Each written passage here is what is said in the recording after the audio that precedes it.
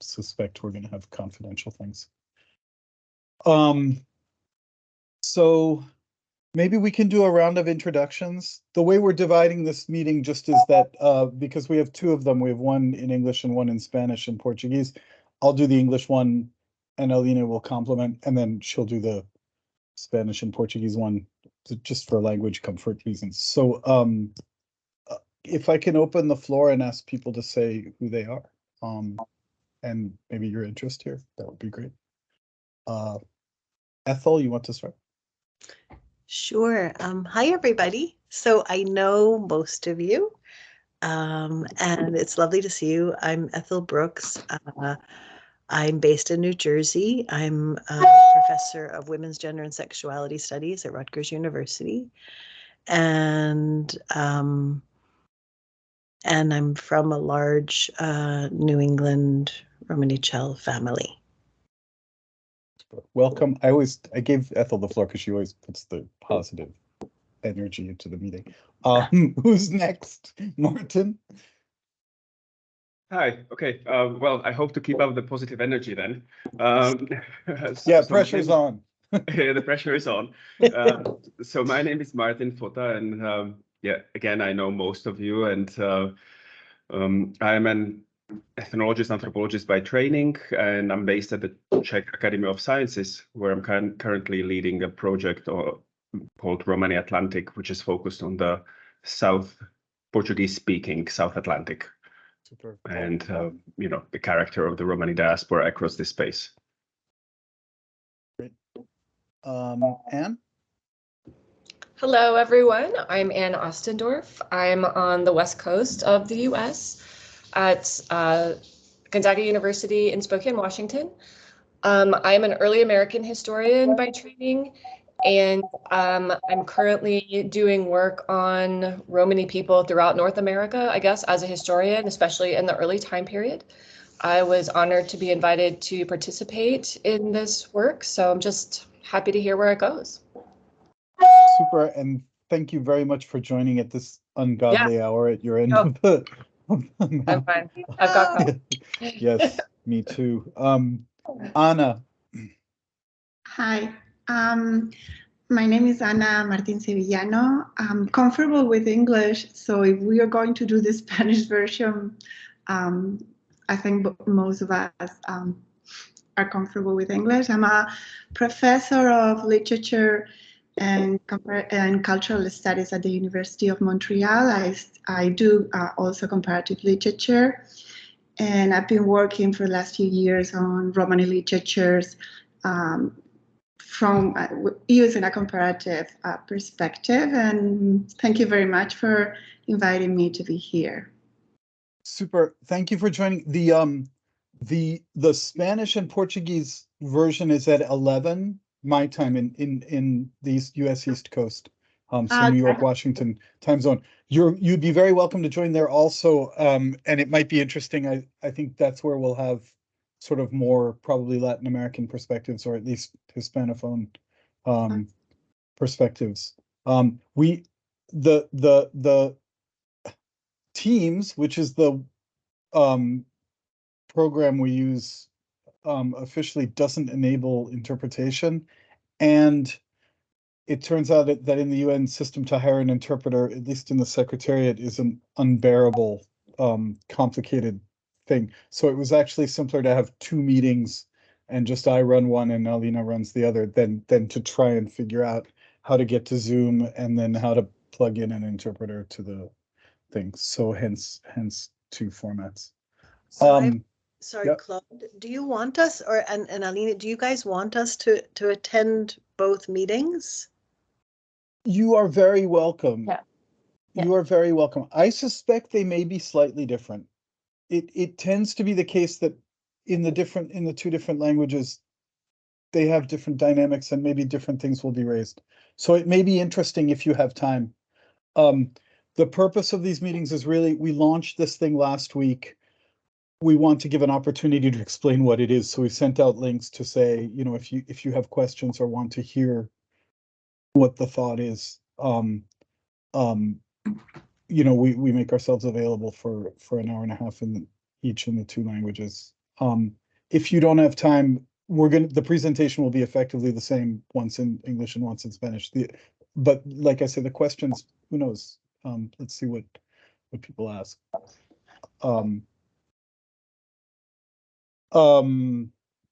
So I'll just say briefly what we're doing and then open the floor, and how we got here. How we got here is in 2015, there was a UN Special Rapporteur on Minority Issues report on the situation of Roma worldwide, which gives us a document basis also to talk about anti-Gypsyism. It was Rita Izak at the time. The name of the report is anti-Gypsy, tackling anti-Gypsyism. So she gives the name to the specific form of racism facing Roma. And in our section in the office, in a certain sense, we're following up that report and the recommendations. In 2019, we were involved in a quite large meeting in the European Parliament focused on truth and reconciliation. That was quite Europe focused, but it brought in some Canadian expertise on doing truth and reconciliation. And it was around this idea of that had come from several European countries, especially Sweden, that in order to move forward and address anti-Gypsyism, there had to be a deeper understanding in the population at large about the impact of racism against Roma historically and its continuing effects. So that was very well attended and had a broad coalition of Europeans and some others. But we've been particularly mindful of voices coming from the Americas, from Romani civil society in the Americas, that there's a sense that the Americas are left out, even though these are very significant Romani communities in the Americas, many of them with links or recent past to Europe, and similar, although not quite as vocal, voices from the Middle East.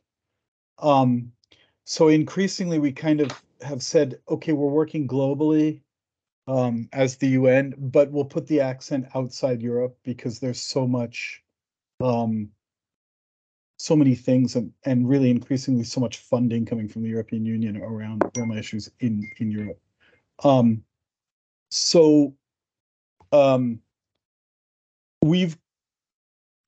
I think we've started having this sort of two-channel version of things where we'll focus globally and then we'll do Americas, and then we'll focus globally and we'll do Americas, and we involve Europe, but our role with very limited resources is to try and put the finger where it's not sufficiently strong. On that note, and then I'll just say one more piece of the puzzle before I get to the very recent developments, and that is that the UN Special Rapporteur on the Right to Truth, who has, it's a mandate that's about transitional justice, framed very much in the transition from recent trauma. So post-apartheid, post-Bosnia, a society has gone through some large systemic trauma, and now it's trying to re-establish itself on a just basis, examining the recent traumas and trying to reckon with those. That mandate has truth, justice, reconciliation. I can't remember the fourth. It's Alina, help me. The acknowledgement of the past, so that it has 4 elements in it. If you look at the title of the mandate, I can post it once I'm done talking. He's been interested, the current mandate holder, who's Salvioli, has been interested in having a 5th pillar, which he calls memorialization. And it's about establishing the record for the public space of trauma, of recent societal events. So around late 2021, we said that's super interesting. We work on something that's not necessarily recent trauma, it's deep trauma, it's kind of repetitive, unaddressed, systemic trauma. How can that fit with what you're thinking?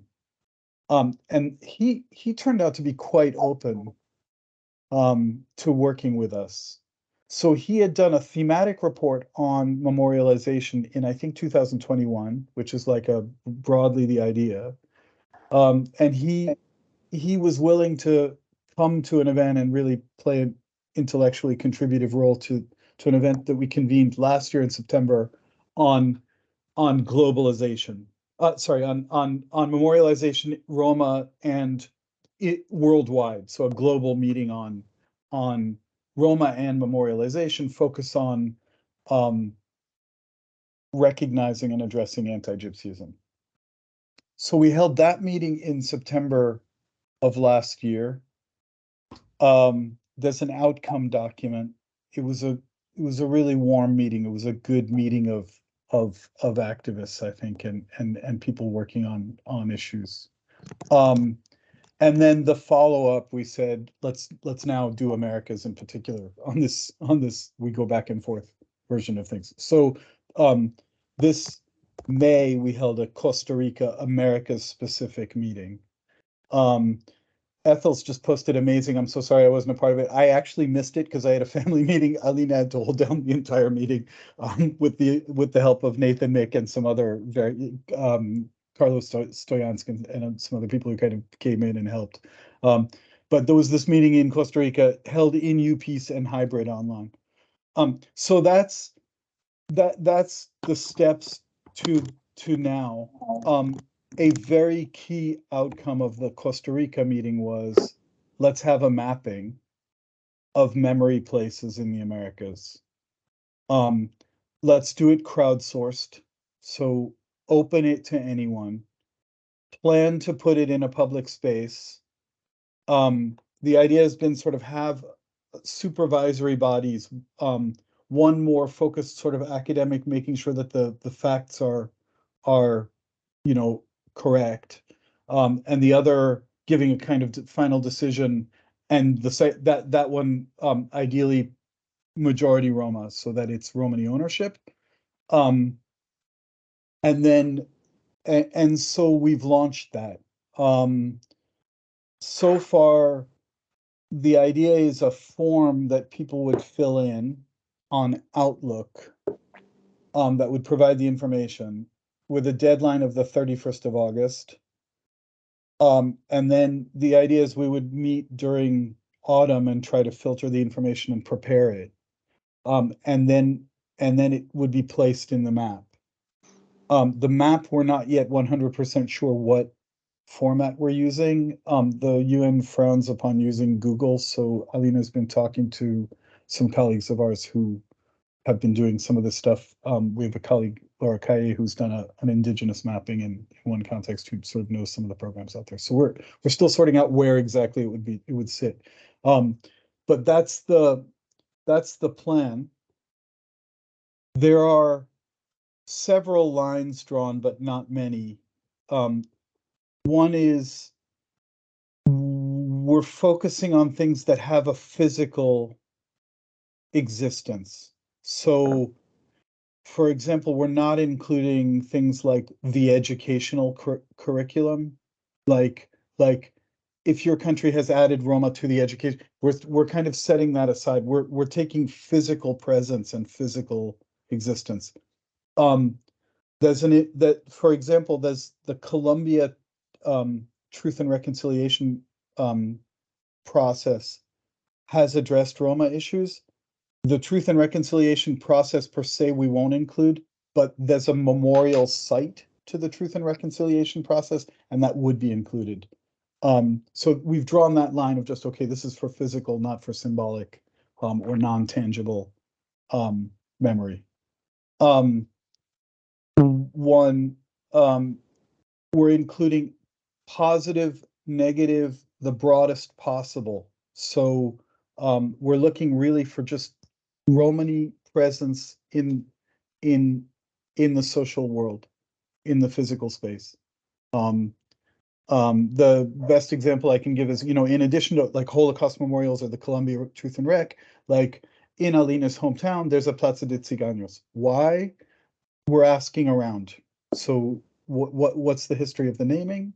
But it's interesting. There's a place that has a name that is associated with Roma, and we think that would be good to include in the yeah. I'll come to that. We can so that's one line.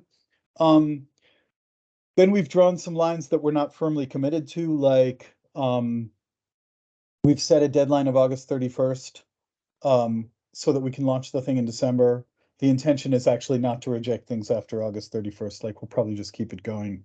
But we want to have a line so that we can vet some material and say, and launch.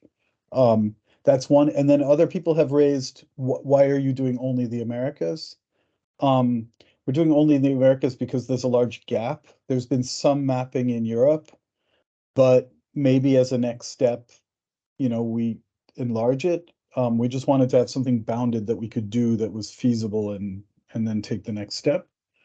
And then lastly, the idea of this, we were talking it around a little bit at a meeting in Brussels several months ago, and there was really some very warm welcome to it.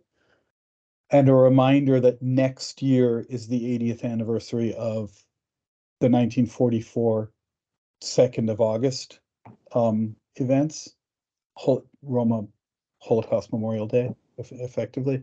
And so we're trying to fit this into a wider concept for discussions leading up to and following August 2nd, 2024. And we're in the next weeks, we're trying to write a concept note to do a sort of more wider planning for that process. That's broadly it. That's the idea. I may have forgotten something, so just before I open the floor, I just asked Alina if I missed anything crucial and if she wants to add. Did I miss anything that I need to? No, yeah, we will have a review board to verify the information, but not just this, but also to verify if it has some stereotype or not. And we know we really would like to have a participation of the community, of everyone. It's not just a scientific map, but it's open. And for this reason, we are flexible also. We need to be flexible in this on this way to have more participation, and we incentivar. How can I say this? Incentivize, yeah. Incentivize the partnership between scientific and community also. And all the text that will be publicized, that will be on the map, will have the sign of the author. And the idea to do this is because it's a cooperative mappa, is not and not belong to us, but for everyone. So it's important to have the name of the people who contributed for this. Yes, it's that. And we ask documents, we ask for testimonies, photos, etc. And the idea also to the review board and to the organizing committee, the expert panel, is just to keep this information, organize this information after we can see how to publicize everything on the map. And other things is that we would like to do a more interactive map. And we don't know if it will be possible, but the idea is to have an interactive, like a Google Map, like other platform like that. Not a fixed map, but interactive. Yeah. Super. Okay, I think that's sort of the broad thing. So floor's open to any thoughts or questions. Ethel was signaling earlier. Do you want to come in? Yes, but I also want to make space for other people. So I did have just a couple of quick questions. Oh gosh, it's gone back to my phone. Okay. Okay, sorry about that. So a couple of questions. So the whole kind of Plaza de Ciganos, where that Claude is talking about in terms of Alini's home. I was wondering, so we're actually looking at things like the various Romani roads, Gypsy Hills, etc. Well, I mean, I'm thinking about my family's space in Massachusetts. Okay, so that's I something. think so, yeah. Cemeteries. Yeah, cemetery. Okay, yeah. right. You know, things that have, I think we're trying to people the space with a presence. Mm-hmm. And it would be odd if we were going to draw it solely on sort of large memorial. Yeah. I don't think we'll succeed in getting everything. But I do think it will be more exciting if it is rich in places and presence. That's at least my sort of working. Martin. Yeah, I just want to say that maybe, I mean, we'll see how many things and how these things are going to develop, but maybe on an interactive map, these things can be then somehow distinguished, like official sites of memory, whatever, or official memorials or institutions or whatever, like whatever we decide. I mean, we'll see. I mean, it just depends. If there's too many, you have 500 things, you want to code them somehow, so. Yes, we're at the moment now. Yeah. Because we're copying a model that we've used for an art contest. The structural model, like having two evaluating committees, that sort of thing. And we're right at the moment that I recognize from our art contest, which was February in the art contest, where you've opened it and you're sitting there going, will we get 2, 10, 400 or 9,000? You don't know how much will come in. For the art contest, it turns out this time we have an almost perfect amount. We have 80 submissions, which is a lot, but it's a manageable lot. Let's see what this brings in. But you're right that if it brings in lots, then maybe we'll have to figure out how to mark the things on the map so that there's a coding, place name, memorial site, what have you, but yeah. But I think we'll probably proceed pragmatically based on what comes in. Okay, and just another question. So in terms of the map and then the corresponding documentation, so is it going to then have like a kind of hyperlink to a write-up and kind of images or whatever that means? Is it like that kind of building on the map itself? So is that sort of what we're thinking? Yes. Yes, Aline, go for it. Yeah. The idea is to found a platform. I see some platform who we can put hyperlinks, photos, text, videos also. And the videos or photo, if it's in the internet, we need to see if it's open consultation or not. And if belongs to a person, to the author, we will put a photo by and the photographer also. Yeah.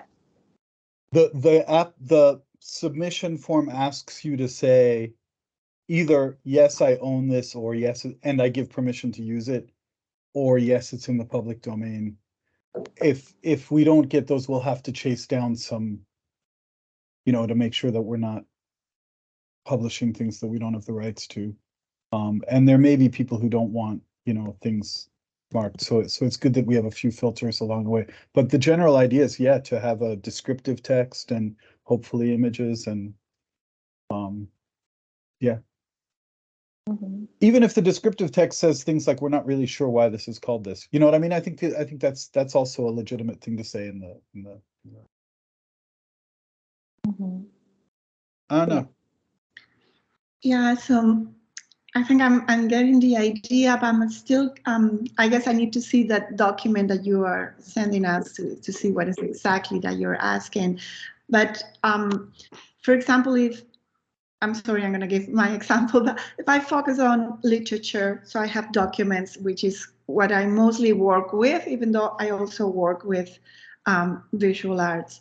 But depending on who is working what, right? But if I'm saying I'm mapping the Romani writers we have in the Americas, so what are you expecting? Like a short bio with some examples, and like or a little bit like what they have done at Roma Base or things like that, or which is specific on literature.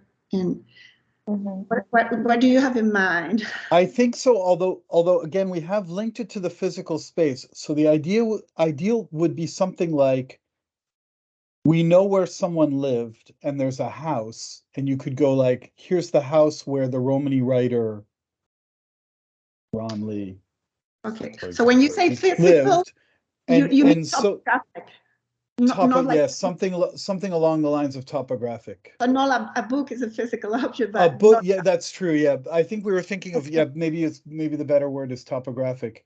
okay. That you could then say, here, you know, Ron Lee lived in this house. I'm giving Ron for just he can't defend himself anymore.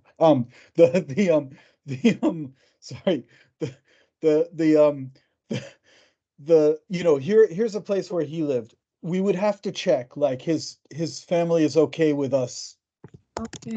locating the house. You know, maybe they don't want that, but we would look for a as you say, topographic location. And then we would include the biographic information about him and his works. And there we could list, you know, his bibliographies and say something about his life, photograph, etc. But yet, yes, we are looking for, we took a decision early. I guess it's revisitable, but I think we're a little concerned that it would explode the whole thing to have it not a kind of map, but then something much broader. So in the case of writers,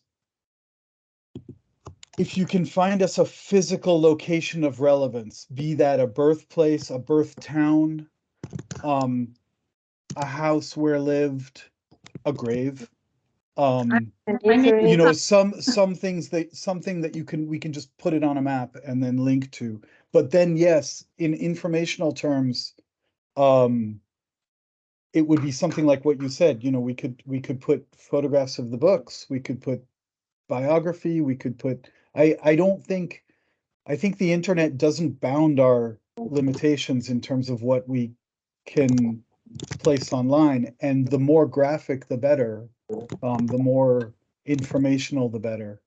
Okay, I understand now. Does that make sense? Yeah, Do you think that's doable? I guess in the case of the writers that you're working with, could one locate physical places that could be mapped? Is that yes? Okay. yeah, that's Okay. and so the second question, like if there are people that are working on the same sort of idea or topic, or like if there's like I could map certainly inter-American writers. It's not that there are that many, right? But if there is somebody working on the same, will you sort of encourage some sort of connection so we don't overlap or we can collaborate? You'll take care of that? Yes, for sure. I mean, you're looking at Martin and Anne are both on this. I can't remember what we've now named it, but it would come to a 5-person panel. And if we had, you know, 3 overlapping submissions or something, we could connect them, we could put you in contact with each other to iron out the details. That's part of the idea of having a couple of committees that are reviewing the material coming in, that we can go, let's have you work together to make this one submission rather than 3 or something like that. That makes sense. Yeah, thank you.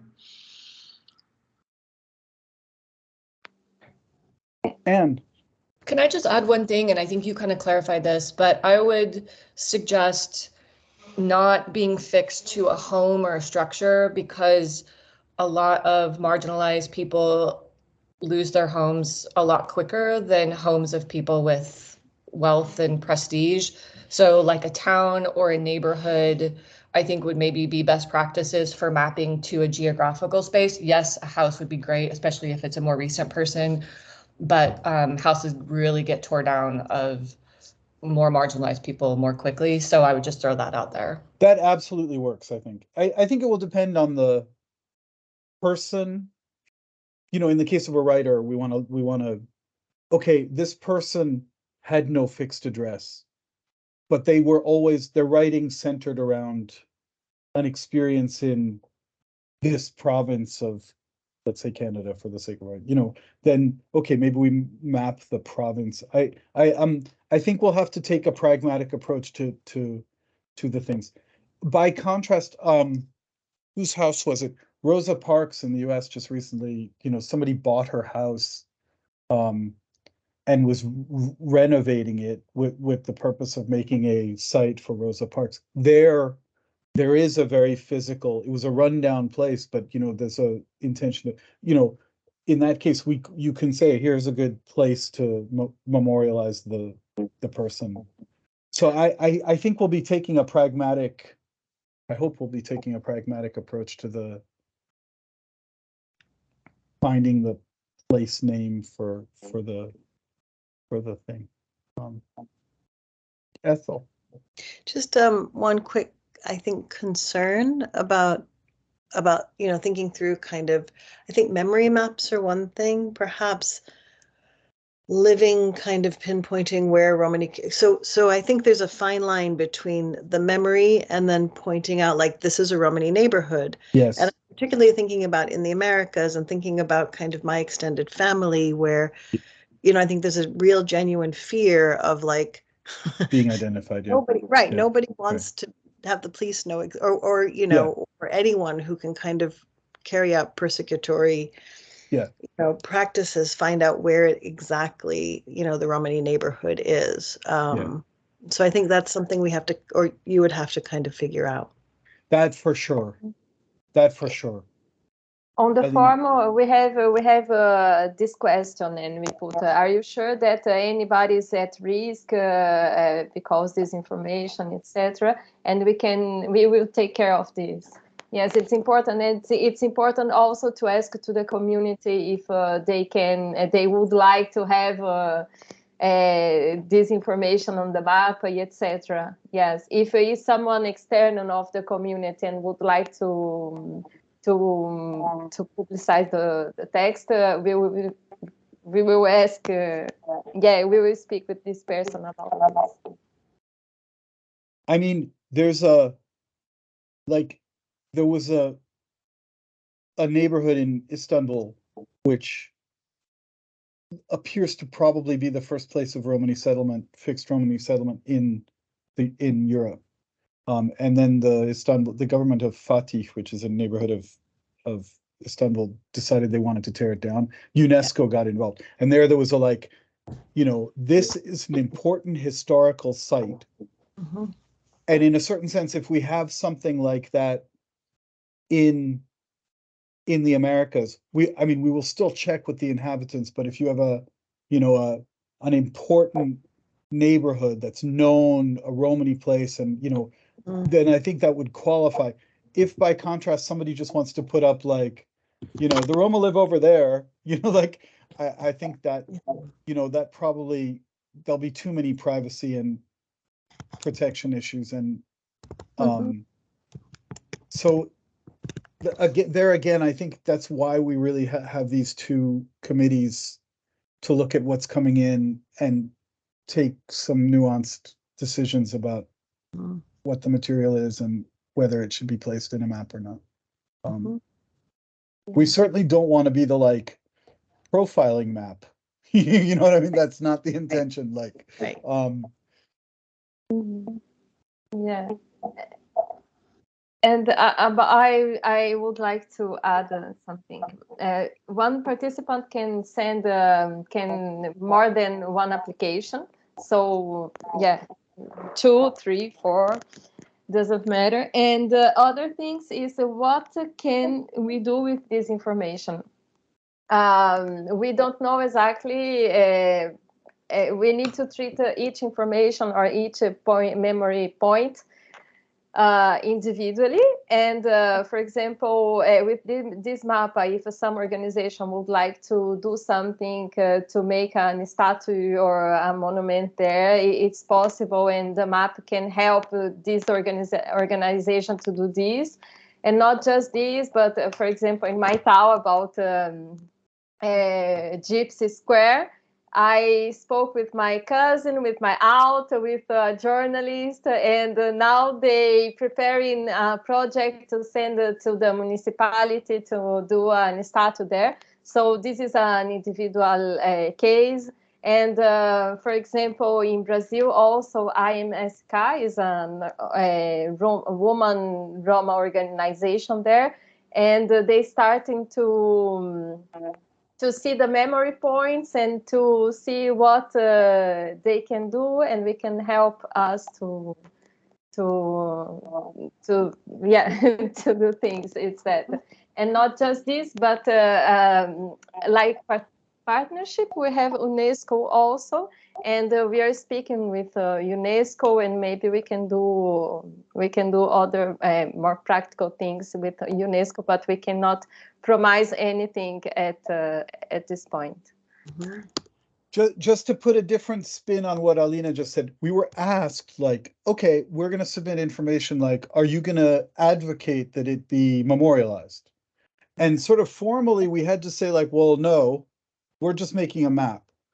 But I think informally, there's an intention for us to kind of keep an eye on what's coming in and work with the two committees and see if we can, as we go along, think about how we might advocate, use, if we hit a point where that's a really interesting place, see how we can raise it. So we're making no commitments because we can't to do that, but we're also keeping a very open mind about what and how and who might be in a good position to go like, now there's enough information about this place that someone should go and talk to the mayor of or what have you. So yeah, it's a kind of open subtext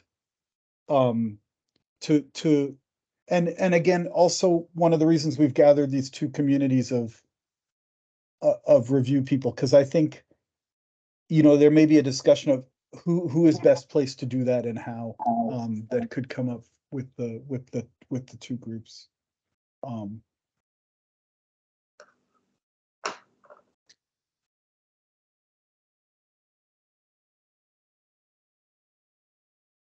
Any like I say, we're at a funny moment because we don't know what's gonna come in, you know what I mean? Like, it's just we're at so I mean, I guess if we can invite you to push it out. Carol, for example, when she wrote, also said, like, I'm in contact with a lot of Calderash and Machvaya and Balkan Roma groups in California. Like, I can try and, I think if the more there can be good outreach, and a testing of, what communities want to see out of this and who, and where there's a comfort, I'm sure there's going to be a lot of like, no, don't put that up, but you could put up this, like you could mark this place, my grandfather's buried there. It would be, you know what I mean? Like I think there'll be the more that actually reaches people and there's a discussion that's And if we need to be involved in explaining what we're doing, we're happy to make time for that. Yeah, that's where we are right now. And like I said, we've drawn some timelines, August 31st and then publication in December, but we're not committed to those as final moments. So also if there's a need for more time in particular submissions, we could do that. It would be great to have this carried into the August 2nd things, you know, for it to be at least one sort of physical, tangible thing out there to contribute to the events in August next year.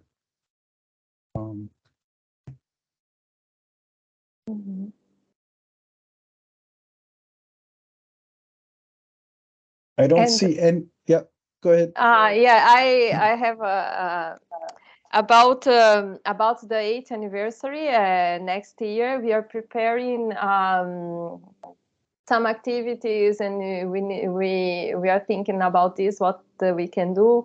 And the idea of the Costa Rica event, it was also to encourage the states to officialize the 2 August, and not just 2 August, but the 8 April also in a law shape in each country. And if you have some ideas, and if you would like to contribute with this, it will be important.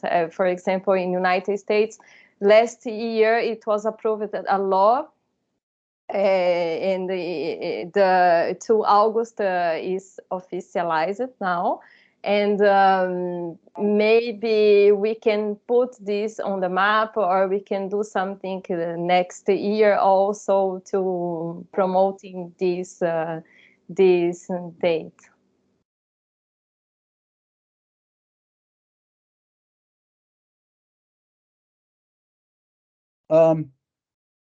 I didn't look at the chat. Are there unanswered questions in the chat? No. Okay. No. Okay. Super. Please feel free to send any further questions as they come up. Hope you can engage. And we'll try to keep posted as things go along. Like if once we figure out the tech on where it's gonna, it may well be Google. I don't think we're banned from it, but there may actually be better programs to use. I don't know. We're just checking. And yeah, so thank you very much for attending, and let's hopefully we can make something out of this. Well, thank you. Have a great day. Thank you. Bye. Good to see Bye. everyone. Bye. Thank you. Bye-bye. Bye. See you.